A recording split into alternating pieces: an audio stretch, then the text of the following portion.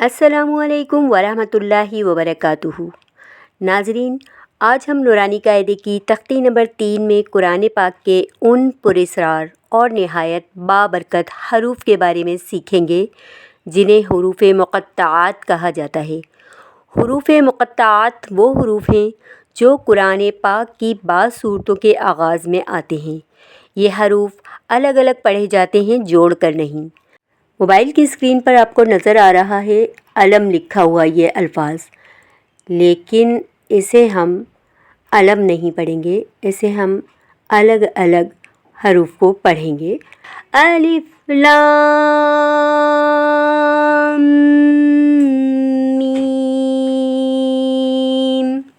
ये वो हरूफ हैं जिनकी गहराई और असल हिकमत को अल्लाह ताला ही जानते हैं, लेकिन उल्मा फरमाते हैं कि इन हरूफ के ज़रिए अल्लाह ताला इंसान को ये पैगाम देते हैं कि ये अज़ीम कुरान पाक उन्हीं आम हरूफ से बना है जिन्हें तुम रोज़ बोलते हो, मगर इस जैसा कलाम लाना इंसान के बस में नहीं। चलिए तख्ती का आगाज़ करते हैं। अऊज़ु बिल्लाहि मिनश शैतानिर रजीम। बिस्मिल्लाहिर रहमानिर रहीम। अलिफ लाम मीम। अब देखें, इस बात को समझने के अलिफ खाली है, इसको हमें जल्दी से अदा करना है, जबकि लाम के ऊपर बड़ी मद है, ये 5 से 4 अलिफ के बराबर हमने खींचना है। और मीम के ऊपर मीम जो है मुशद्दिद है, यानी कि इसके ऊपर तजदीद का साइन है, तो इसे हम गुन्ना करेंगे नाक में आवाज़ लेकर, ठीक है। और फिर मीम के ऊपर बड़ी जो है मद है, तो इसको भी हम 4 से 5 अलिफ की मिक़दार के बराबर खींच कर पढ़ेंगे, ठीक है। अलिफ लाम मीम। अलिफ लाम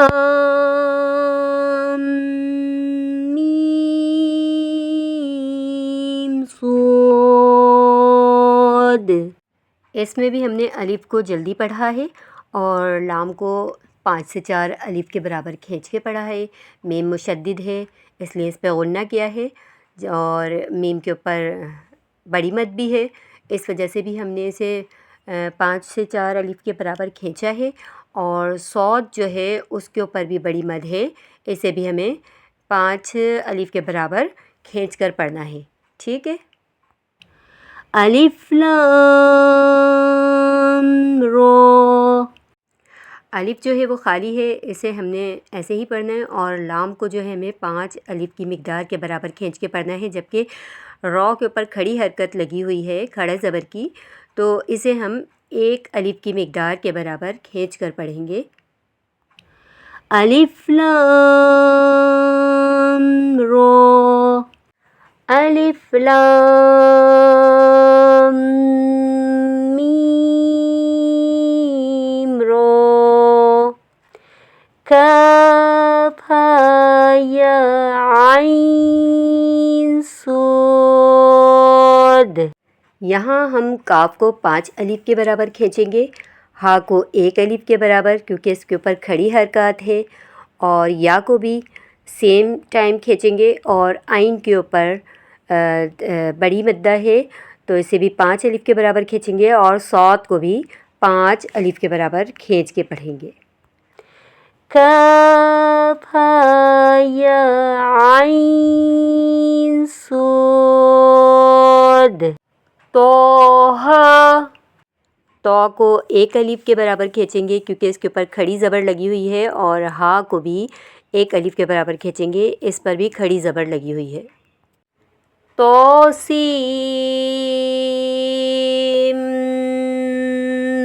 मीम। तो के ऊपर खड़ी ज़बर है, इसलिए इसको 1 अलिफ के बराबर खींचना है। सीन के ऊपर बड़ी मद है, इसको 5 अलिफ के बराबर खींचेंगे, और मीम के ऊपर शद भी है, तो इस पर यहाँ पर हमने गुन्ना भी करना है, और मीम के ऊपर बड़ी मद है, तो हम इसे 5 अलिफ के बराबर खींचेंगे भी, ठीक है। तो सीम मीम। سین. جیسا کہ میں نے ابھی آپ کو بتایا کہ تو کے اوپر کھڑی زبر ہے تو اسے ہم ایک الف کے برابر کھینچیں گے، اور سین کے اوپر بڑی مد ہے تو اسے ہم 4 سے 5 الف کی مقدار کے برابر کھینچ کر پڑھیں گے. یاسین صاد حامیم. یا کے اوپر کھڑی زبر ہونے کی وجہ سے ہم نے اسے ایک الف کی مقدار کے برابر کھینچ کے پڑھا، جبکہ سین کے اوپر بڑی مد ہونے کی وجہ سے 5 الف کی مقدار کے برابر کھینچ کے پڑھا ہے، جبکہ صاد کے اوپر بڑی مد ہے تو اسے ہم نے 5 الف کی مقدار کے برابر کھینچا ہے. ہا کے اوپر کھڑی زبر ہے، اسے ایک الف کے برابر کھینچنا ہے، جبکہ میم کے اوپر بڑی مد ہے تو اسے ہم نے 5 الف کے برابر کھینچا ہے. حامیم عین سین قاف. ہا کو ایک الف کی مقدار کے برابر کھینچ کے ادا کیا گیا ہے، جبکہ میم عین سین اور قاف کو سب کو 5 الف کی مقدار کے برابر کھینچ کے ادا کرنا ہے. حامیم عین سین قاف. اچھا، تو اب یہ دیکھیں قاف کو کس طرح پڑھنا ہے. قاف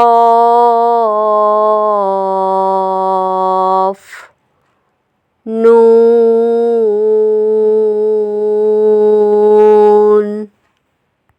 نون.